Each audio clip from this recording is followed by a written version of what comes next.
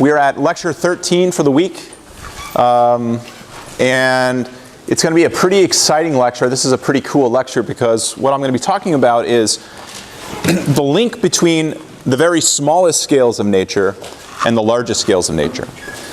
So specifically, going from understanding how atoms work and the structure of atoms, how atoms can be combined together to make bigger and more complex atoms, and how that process of nuclear fusion is directly related to why stars shine, and the energy generation in stars, why the sun shines, and that kind of thing. So it's this kind of amazing, kind of poetic link between the smallest things that we know about and some of the largest things that we can observe and see in the universe. And in cosmology, we will see that again when we start talking about the early universe and the origin of the cosmos itself, how they're direct links to what we understand about the microscopic, the smallest scales of nature, the sort of submicroscopic scales. If you remember last time, we talked about E equals mc squared, and that being a sort of fundamental relationship, or fundamental equation that allowed us to eventually decipher the old question of what allows the sun to be pumping out so much energy. The sun is producing such an incredible amount of energy that even a tiny fraction of the sun's power, which reaches the Earth's surface, that is used for photosynthesis, powers all life on Earth and effectively powers all things that we do as a civilization. And it's just been a tiny sliver of the amount of energy that the sun has been pumping out. And we now know that that energy derives fundamentally from a process called nuclear fusion, which is basically taking 4 hydrogen atoms and through a chain of reactions creating one helium nucleus.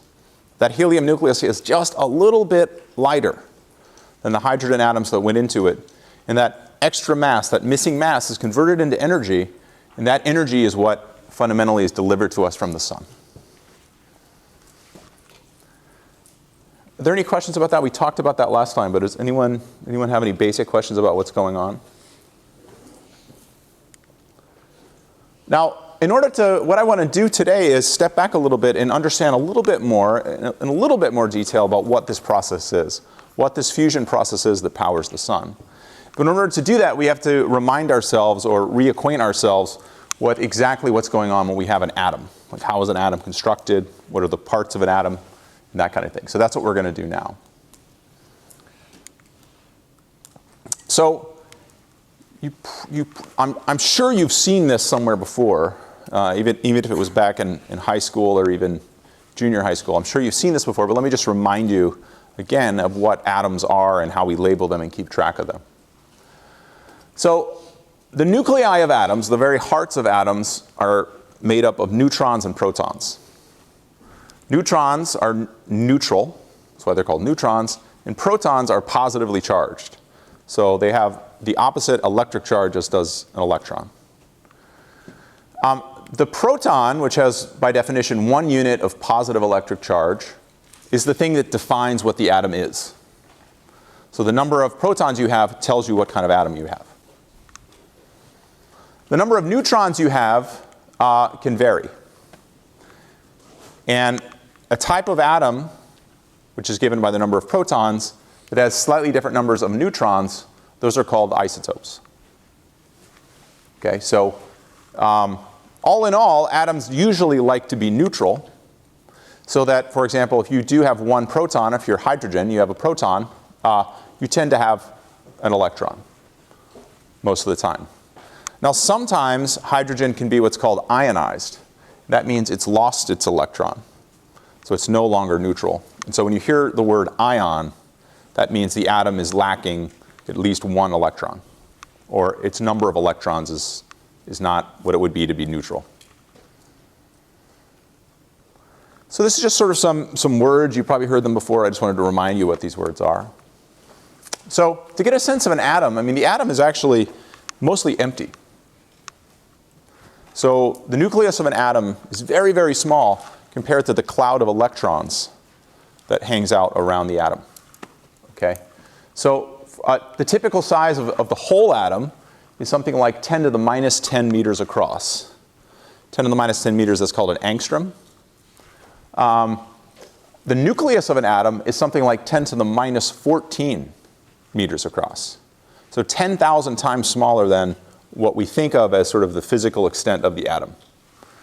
So to put it another way, if you took the nucleus and blew it up to the size of a marble, then the atom itself would be the size of a football field. So atoms are, by far, they're just mostly neutral. I mean, it's mostly empty. They're mostly empty space. There's nothing hard there that's making up an atom. Now, the thing to keep in mind, too, is that when we have interactions between atoms, it's usually things going on with the electrons. So pretty much all of biology, and basically all of our everyday lives and chemistry, all of that, all of those bonds are made between electrons. They're electrons interacting with the field created by the nuclei, but the nuclei themselves are not interacting. It's all done with the electrons. Let me pause for a second and sort of let's think a bit about these atoms. So I just told you that atoms are mostly empty. However, you know, if I bang on this table, my fist does not go through it. Why is that? Or why am I not falling through the floor? What is it that's keeping me from falling through the floor? Does anyone know? Yeah. Bonds between atoms? Sort of bonds between atoms, yeah. So what do you mean by bonds between atoms? What does that mean? Are my feet bonded to the floor? Like, I don't know what you mean by bonds between atoms. The atoms that create that floor are bonded to each other. Okay, how are they bonded to each other? I'm not sure. Okay. You're not sure. Okay, but there's some kind of bond. Talk to me real basically, right? Okay, I'm a physicist. I'm really dumb. I don't know anything about chemistry. Right? What is it that keeps my hand from hitting that, going through that table? Yeah? The electrons pushing on each other. Great, the electrons. These atoms that make up, the atoms and molecules that make up this table, they've got nuclei, but around them, way out there, there's these electrons that live out there. And my hand also has electrons in it, in the outer parts. And when I try to push my hand through this table, those electrons repel, right? Because they're both negatively charged. They both have the same charge. And those electrons are repelling each other. And that's effectively the reason why things seem solid. So it's an electrical force. It's the electromagnetic force that makes the table seem solid, makes the ground seem solid. It's the electromagnetic force that binds us together, right? That creates those bonds that you're talking about. That's the electromagnetic force. It's all electrons and positrons tugging on each other and trying to create stability. It has nothing to do with gravity, and it actually has very little to do with all the other forces in nature. It's all the electromagnetic force that governs all that stuff. Now, it's very complex in detail, but basically it's a bunch of empty atoms that are keeping themselves empty because they have these shields of electrons around them that are pouncing off each other. Are there any questions about that? Now, as I mentioned before, the elements, the thing that makes a type of atom a hydrogen atom or a helium atom or potassium or oxygen or whatever, it's the number of protons that live in the nucleus. That's how we define the atom. All right, so if you've got one proton, it doesn't matter how many neutrons you have, you're hydrogen. So these, for example, are all types of hydrogen. They're called isotopes of hydrogen because they have different number of neutrons. The pink things are protons, and the blue things here are neutrons. So all three of these things are hydrogen, but they're just different types of hydrogen because they have different numbers of neutrons. So those are isotopes. So iron, for example, anything with 26 protons is iron. Are there any questions about this?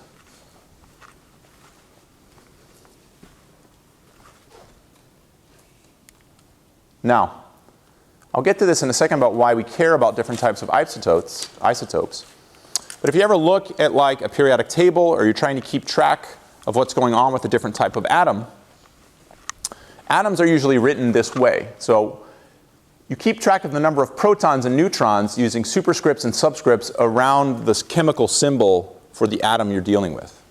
Right? So if this is uranium, the number down here, the subscript, is what's called the atomic number, and that's just the number of protons. That's the thing that makes it uranium. And the 238 up there, so this is uranium-238. The 238 is called the mass number. That's the number of protons plus the number of neutrons. So if you know that it's uranium and you know it's 238, you basically know what it is, what's going on with the nucleus. Because you know 92 of that 238 are all protons, and the rest have to be neutrons. So in this case, the number of neutrons in this uranium-238 is 146 neutrons. Okay? This is just a bookkeeping tool, but again, I just want to remind you that's what these subscripts and superscripts mean if you look at a chemical symbol with numbers associated with it. Just sort of a bookkeeping tool. Now, something that's going to be important for us, and when we talk about energy generation stars and other things, is that a lot of isotopes are not stable. That is, you can create these things, but if you just leave them there for a little while, they fall apart. And typically, the bigger the nucleus, the more complicated the nucleus, the more unstable it is. And the more likely it is it's going to fall apart. But whether or not a certain type of nucleus is going to fall apart is pretty complicated, and more or less it's verified experimentally. We sort of know by observations which types of isotopes decay and which kinds don't. So uranium-238, for example, decays. It becomes something smaller. It spits a particle out and becomes a different type of atom. And that's a source of radioactivity. The little light particles flying out of that decay are the radioactive decay products from this. Uranium-238 is a primary source of natural radioactivity on Earth, as is potassium-40. So potassium-40 is also radioactive. Okay? If you have a banana in your house or in your lunch or in your pocket, it's decaying. Okay? It's radioactive because it has potassium-40 in it. So, in fact, we're hit by radioactivity all the time, right? Just by living, we are bombarded with, technically with radioactivity, which is a lot of times just electrons that are flying out of atoms because they're decaying. So, in fact, if you have a chunk of uranium ore, it's about the same radioactive as a bunch of bananas. So the word radioactivity scares people because it kind of sounds scary. It's sort of a scary thing. But we actually experience radioactivity all the time. You have potassium in your body, and that's also radioactive, and you're also emitting these electrons too. So I think if you hold a banana, I think I did this right. If you live 50 miles from a nuclear power plant, you are receiving the same amount of radioactivity as a banana. So the level of radioactivity you get from nuclear power plants is actually not very high at all. You get a lot more radioactivity if you've ever flown in an airplane, because then you're up above shielding layers of the atmosphere for radioactivity. And I think it says here that you would have to eat 1 million bananas to get the same amount of radiation as you get from an X-ray. If you've ever been to the doctor, get an X-ray, that's a lot of radioactivity compared to what you would get from a bunch of bananas. Okay, so there's different varying levels of radioactivity we experience all the time, and a lot of that's normal. Another place that you may have heard about radioactivity and decay of nuclei is from carbon-14. There's 3 different commonly occurring isotopes of carbon that we see in nature. Carbon-12 is stable. Okay, so carbon has 6 protons, that's what makes it carbon. And carbon-12, which also has 6 neutrons, is a stable isotope. Carbon-13 is another type of isotope of carbon that's stable. But there's another kind of carbon, which is called carbon-14, which is unstable and therefore radioactive. Every 6,000 years or so, if you have a carbon atom, it will spontaneously decay into nitrogen plus an electron. And that electron is the radioactivity. It's the thing that's shot out of it. Now, that means if you just have a pile of carbon, the carbon-14 will eventually all go away. Now, it turns out that carbon-14 is made all the time in the atmosphere. Cosmic rays come and hit stuff in the atmosphere, and they generate this kind of carbon-14, and then that carbon-14 exists in the atmosphere, and in fact, it exists in the atmosphere with a level of about, I think, 0.1% of the carbon, something like that, is in the form of this carbon-14. Something of that order. And it's because it's constantly sort of generated, there's kind of a constant supply of carbon-14 in the atmosphere. But eventually, that carbon-14, after about 6,000 years, will decay. And basically what happens is one of its neutrons becomes a proton. So one of the neutrons in its nucleus will just become a proton. And in order to conserve charge, it also creates an electron. So it was neutrally charged, and that neutral charge goes from now a proton and electron. It sort of turns into a proton and electron from this thing that was neutral. So therefore, because now it has one more proton, it's no longer carbon, it's now nitrogen. Okay? So if you've ever heard of carbon-14 dating, carbon-14 dating basically goes something like this. Imagine you're a plant and you're absorbing carbon dioxide. Some small percent of that carbon in the carbon dioxide is carbon-14. Then the plant dies, okay, and it's no longer taking in a fresh supply of carbon. So all the carbon-14 it has starts decaying into nitrogen. And after what's called half-life, it's gone from 100, let's say 100 carbon atoms, now to 50. It turns out the half-life is about 6,000 years. So after 6,000 years, you have some dead decaying plant matter. Now half of its carbon-14 will be nitrogen-14. So if you go to one of these plants and you're able to analyze its constituents, and you're able to figure out that it has this much carbon-14 compared to nitrogen-14, you can figure out how long ago that plant died. And so this allows scientists a way to sort of age date old ruins that they find, for example. And it turns out this way of dating ages works very well anywhere between, you can actually use it going back to about 100,000 years or more to age date sort of ancient plant matter, or really any mineral that takes in carbon. So if you've heard carbon-14 dating, this is how it works. It relies on understanding the nuclear physics of decay. It relies on understanding basically what the typical ratios of carbon in the atmosphere is, and then you map that back. You do this measurement and map that back. Are there any questions about this? Okay, this was an aside. So just to give you an example, so okay, isotopes. Isotopes are whether it's carbon-13 or carbon-14. That's what an isotope is. And radioactivity is some of these nuclei are big, complicated, and a little bit unstable, and they can decay. Now, nuclear fusion or nuclear fission, these are types of gaining energy from basically releasing mass energy, E equals mc squared energy. And the kind we've already talked about in the sun is basically taking hydrogen atoms, the lightest atoms we know about, and combining them in a way to make helium, and that releases energy. That is called, that specific type of nuclear energy generation from taking light atomic nuclei and combining them into heavy atomic nuclei is called nuclear fusion. So you're fusing light nuclei together, and in that process you're generating energy.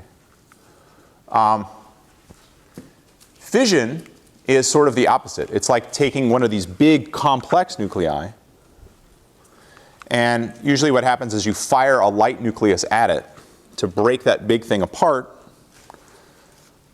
and that generates a little bit of energy in breaking apart the atom.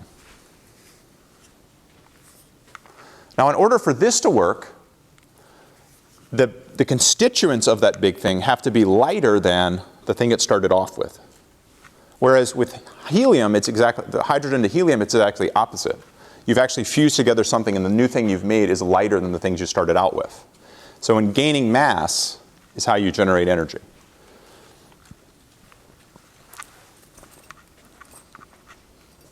So I'll talk about that in a bit more. If you didn't understand that, I'll come back to that in a second. The thing I just want you to recognize and sort of remember right now is that fusion is what powers stars. Okay? It's also used in modern nuclear bombs, and it's the thing I talked about at the very end of last lecture in prototype reactors that people are trying to build to generate energy this way too, because this type of energy generation is somewhat cleaner and prone to producing a little less radioactive material than this other kind, fission. So fission is used today in modern power plants.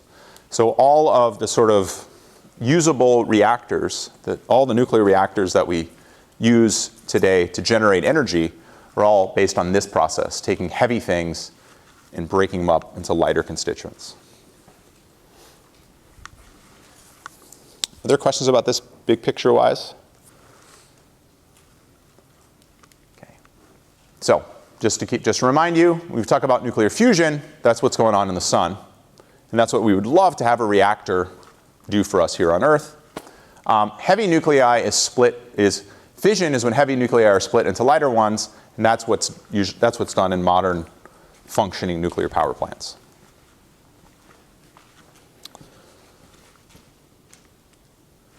Now, why in some cases can we get energy out of heavy atoms, breaking them apart, and in other cases do we get energy out of lighter atoms, combining them together? Well, it turns out that it all depends on how much there's something called binding energy of the nuclei. That is, how much energy would it take to break these things apart?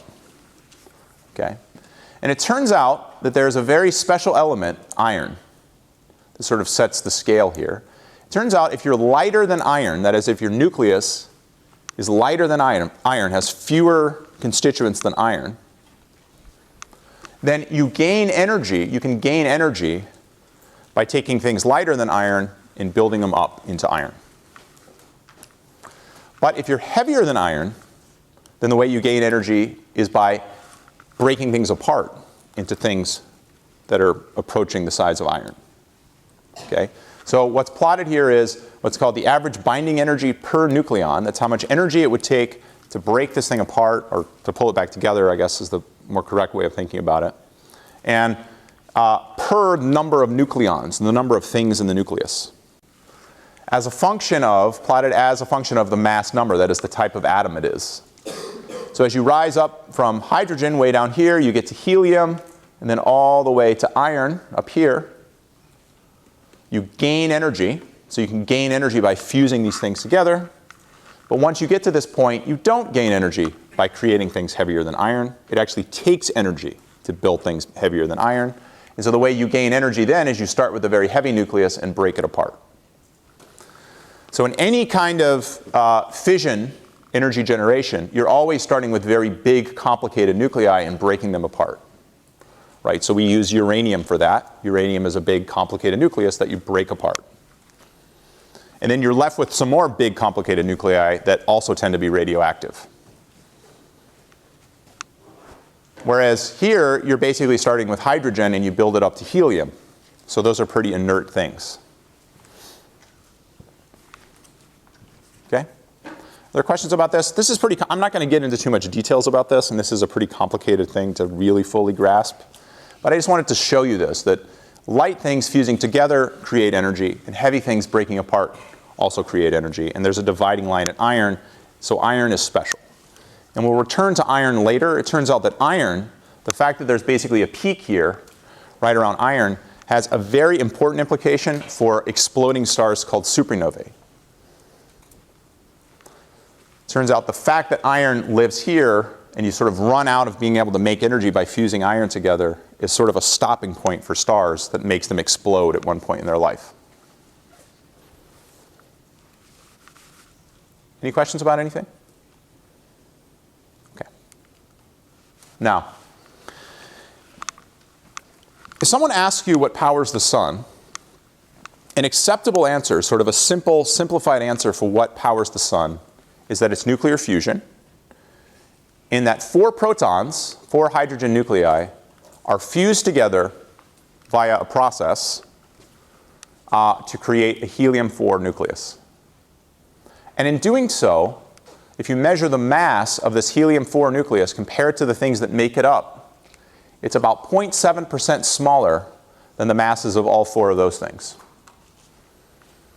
So if you measured the mass of each of these things and multiplied it by 4, you add this mass plus this mass, this mass, this mass, it ends up being a little bit heavier than the mass of the new thing that you ended up with. And that missing energy, that missing mass is basically the energy that's released by the sun. And that the amount of energy is E equals mc squared. Okay? Question about this? Now in practice, this is actually not what happens. It's not actually true that, let me back up. It's not actually true that the sun takes those 4 things and crams it together and out pops helium. There's a chain of reactions that has to happen, and I'll get to that in a second. Now one thing you might ask yourself in saying this, I'm like, look, this thing is lighter than these things. A natural thing that you might think immediately is, well, these blue dots here, which are supposed to be neutrons, these neutrons must be lighter than the protons. And that's why this thing is actually lighter than these constituents. Does that make sense? Who thinks that that sounds like a reasonable answer to this? Okay. Who thinks this does not sound like a reasonable answer? Okay. There are a lot of people who are not thinking right now, which is okay. That's not the answer, it turns out. That's not the answer. It's actually not true. In fact, our neutrons are actually a little bit heavier than protons in free space. In fact, what's going on here is there's actually energy associated with binding these things together that comes from the strong nuclear force. I mentioned this last time, that there's this force of nature that actually overcomes the tendency for these protons to want to push apart from each other. It's this extra binding energy associated with that strong nuclear force that effectively reduces the mass of this thing compared to what they have independently, and that makes it a bit lighter. That's kind of hard to understand, I know, but in some sense it's also E equals mc squared type of energy that I'm talking about. E equals mc squared mass energy relation that's responsible for this. So it's a very subtle effect, and it's not at all obvious, and this is why it took people a long time to figure this out.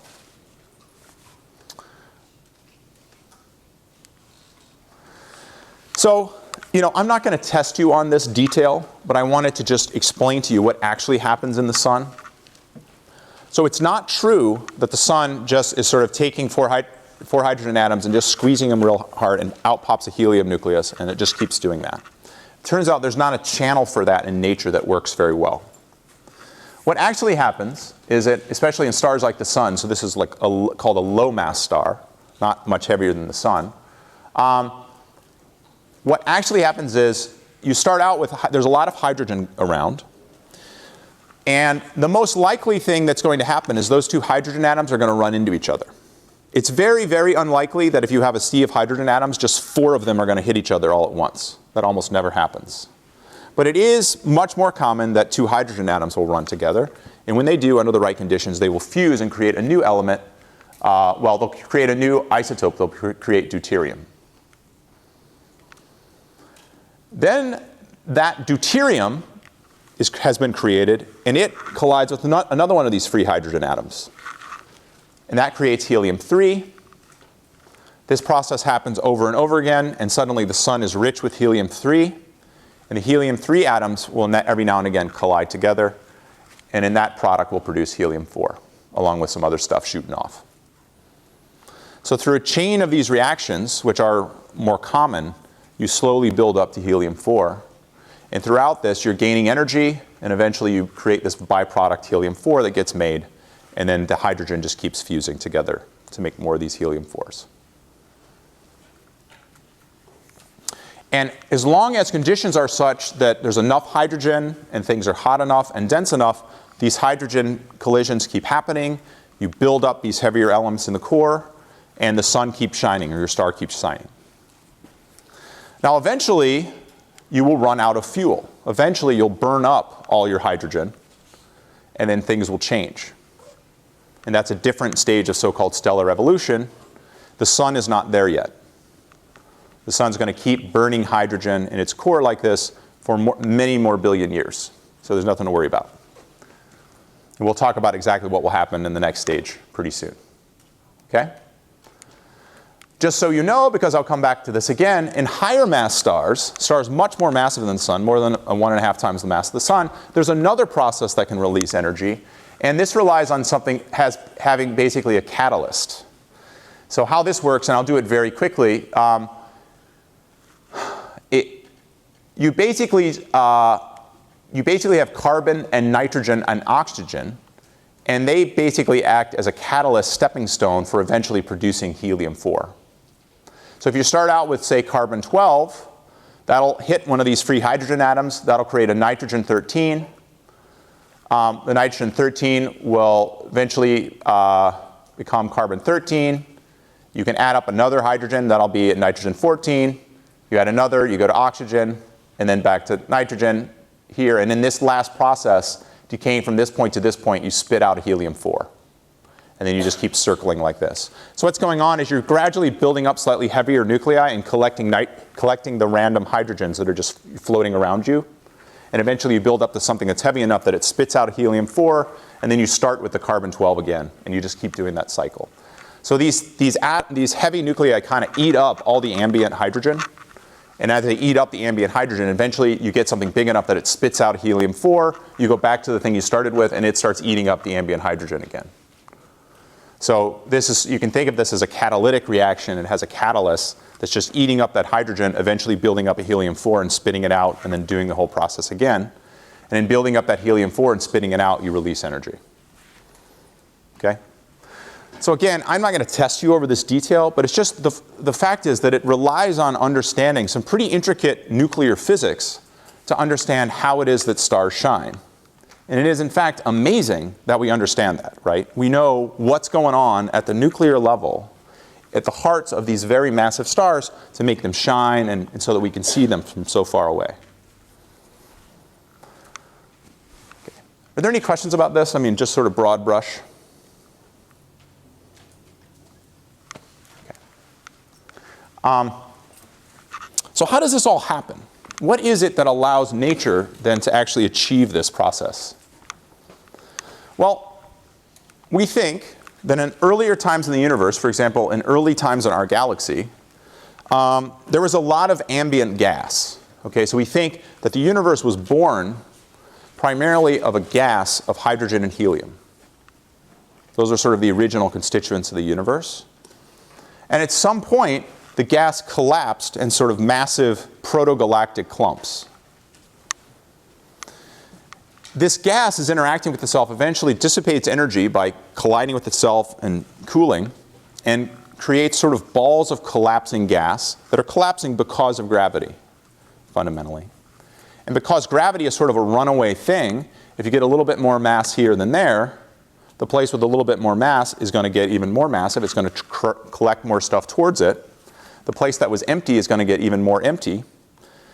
And so eventually, if you have a place that starts off just with a little bit more mass than other places, there's going to be a runaway effect, where eventually you have just a little bit of extra gas over here than over here. The place that started off with a little bit more gas is just going to eat up everything around it and start collecting material. It keeps collecting, and finally, the system starts getting dense. Okay? And so you might have a cloud of gas that starts collapsing, and at its core creates the ignition of a star. Now, what begins to happen if you have a ball of gas that's slowly collapsing because of gravity, it will start to emit just a little bit of energy because it's getting hot. Remember, hot things glow. But because it's glowing, it's now releasing even more energy. It's giving up energy. It's glowing. So every second, it's giving up some of its energy. Now it has less energy than it has before, and so there's less ambient pressure to keep it supported against its own gravity, and it just shrinks and shrinks and shrinks and shrinks.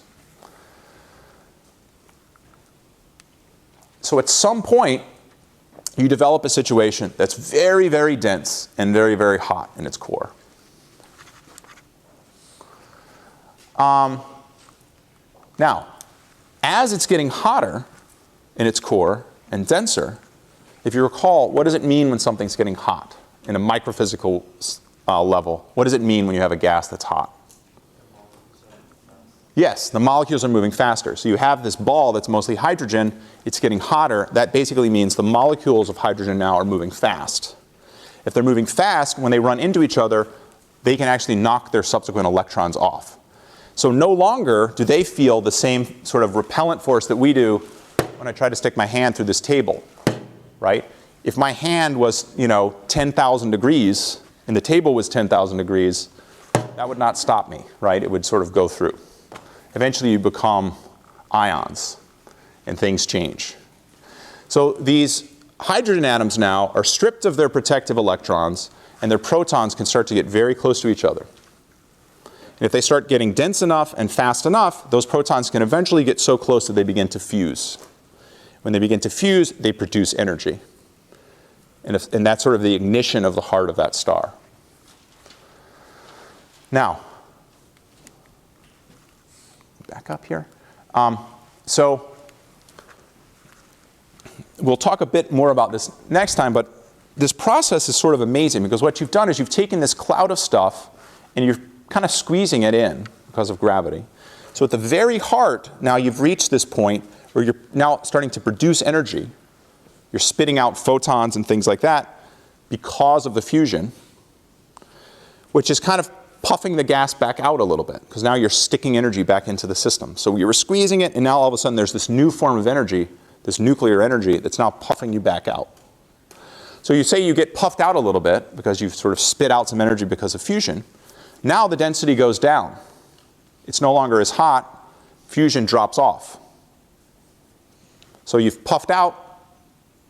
Now there's nothing to puff you back out again, so you recollapse. You create a little bit more fusion, puff back out again. And eventually these stars reach an equilibrium point where they're firing at just the right rate to keep them stable, but they're not producing energy at a higher rate, which would then shut the fusion off. So you reach equilibrium. And that's why stars basically shine at such a steady rate, because there's sort of a built-in equilibrium. There's a built-in feedback that if they were producing energy at a higher rate, they would puff up more and they would stop producing energy. If they were producing energy at a lower rate, they would squeeze more and therefore produce more energy. So there's sort of this balancing act. So when stars like the sun are in such equilibrium that they shine very, very steadily all the time, which is very good for us, right? We would not want our star varying in its luminosity by a factor of 100 every day, right? That would not be good. But for us, it's a very steady source of energy, and that allows, life and other, life to sort of prosper on Earth. This is an image of a cluster of stars that's fairly new by astronomical standards. And the light that's blue here, that's shown in blue, is the light from very young stars. Stars that might be about 100 million years old. That's actually very young, 100 million years for stars. We'll talk more about that in a bit. But we see this kind of process happening in stars that are very young. This star cluster is called the Pleiades. You can see this in the night sky. Does anyone know why I have an advertisement for Subaru up here? Sorry? Like the sign looks like it. Yeah. Exactly. The sign looks like it. It does. Right. So the constellation, this constellation is called Subaru in Japanese. This is the Subaru constellation. That's the same constellation. We call it the Seven Sisters. It's also called the Seven Sisters. So that's the Pleiades. It's very famous. You've been looking at it at the back of cars your whole life, and you haven't known.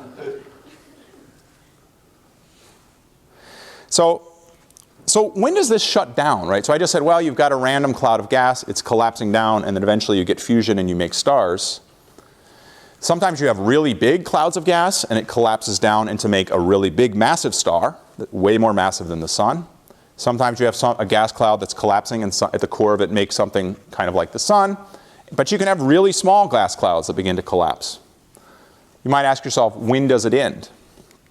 Well, it ends at a point that we call brown dwarfs, where if the energy is smaller than about 8% of the sun, the mass of the thing that's collapsing is smaller than about 8% of the sun, then there is not enough gravitational compression to generate the high enough pressure and high enough temperature at the heart of this thing to create nuclear fusion. So you don't have a star. And so brown dwarfs, which are a type of star, you can think of them as sort of a pre-star or a failed star. Okay? And it turns out that that's about 80 times the mass of Jupiter is the limit. So if Jupiter were 81 times more massive than it is, we've had a binary star system, right? There'd be 2 suns in the sky, right? But Jupiter fell below that line. Jupiter's not a brown dwarf either, by the way, technically. Instead, Jupiter ended up being like a planet, and so it's not shining like this. So if you've heard of brown dwarfs are basically failed stars. We think there are very, very many brown dwarfs out there. They're hard to see because they don't shine like stars. And detecting them is hard. This is actually a brown dwarf that's orbiting a star around us, and it's an image of that little thing orbiting around a nearby star. So a lot of the brown dwarfs we know about, we've actually discovered because they just happen to be orbiting a star that we can see. Okay, questions about this? Okay. So I wanted to end with something that I didn't have time to talk about last time, but it has to do with that there are 4 forces of nature. Let me remind you again, why is this relevant? We've talked about gravity already, right? Gravity is the thing that keeps us held down to the ground. That's why I want to go this way, down to the ground, to the center of the Earth. Because the Earth is very massive, I have mass, and the 2 masses attract, and from that I feel a force of gravity down. Gravity is what makes the planets go around the sun and lots of things in astrophysics, right? We've talked about that. We're familiar with gravity. The electromagnetic force is the thing that keeps me from falling through the floor, right? It's those electrons that are repelling each other that keep me from falling to the center of the Earth like gravity wants me to. The electromagnetic force is responsible for biology and all of chemistry and lots of things we're familiar with. This projector, cell phones, lots and lots of technology is all the electromagnetic force. The strong force is different. The strong force is the thing that allows atomic nuclei to stay bound together, even though you've got multiple protons all crammed into the same place. Right? You might naively think that if you've got 2 protons that are positively charged, they don't want to be right next to each other. They want to repel. But when you get very close to things like that, you get protons very, very close together. There's a new force of nature that kicks in. It's called the strong force, which is much, much stronger than the electromagnetic force. If you were to measure the strength of the strong force in some dimensionless way and say it had a strength of unity of 1, then the strength of the electromagnetic force is 100 times weaker. So the strong force wins in the nucleus. However, the strong force has limited range. While gravity and electromagnetism operate over infinite distances in principle, although they get weaker over infinite distances, they act over infinite distances. So in principle, I am feeling the gravity from the moon and the sun and everything else. The strong force is not like that. The strong force actually only operates at very small distances. So if you get protons far enough apart, they're no longer feeling that strong force. Finally, there's a 4th force of nature that we know about that's called the weak force. The weak force is the thing that basically can make neutrons decay into protons and electrons in something called a neutrino. It's responsible for a lot of radioactive decay. That's a 4th force of nature. We haven't talked much about it, but we have talked about radioactivity today. Okay? Its strength is really, really weak, and that's why it's called the weak force. However, notice how strong gravity is. 10 to the minus 39 compared to strong force. It's the weakest of them all. So while the weak force is called the weak force, it's actually stronger than gravity. It's all very confusing, and it makes a lot of sense, naming convention. Okay, so why did I go there? Why did I go here? First of all, are there any broad questions about this? So these are the 4 forces of nature that we know about. These 4 forces of nature, by the way, explain everything that's ever been observed in any experiment, basically, right? This is why physicists are very skeptical of anything like ESP or something that's not, sort of mystical, that's not in the laws of physics. Because all they do all day is try to build experiments that they can't explain with these 4 forces, and they can't do it. So as far as we know, there are no other forces that operate in our everyday lives. Now, It turns out on the largest scales, the scales of the solar system, scale of the galaxy, and of the universe itself, only one of these forces matters, and that's gravity. Why? Does anyone know why? Any thoughts on why? It's not easy. You're sort of blindsided by this. Yeah? Because of its infinite range. Good. It's infinite range. There was another one that has infinite range. So let's do this. These are out because their range are not infinite. Great. Good. Good. We've eliminated two. But electricity and magnetism has infinite range too. So now we're down to two. Gravity versus electromagnetism. We know that electromagnetism is winning when it comes to the floor and my feet, right? I'm not going through the floor, so electromagnetism is winning. But why on the scale of the universe does gravity win?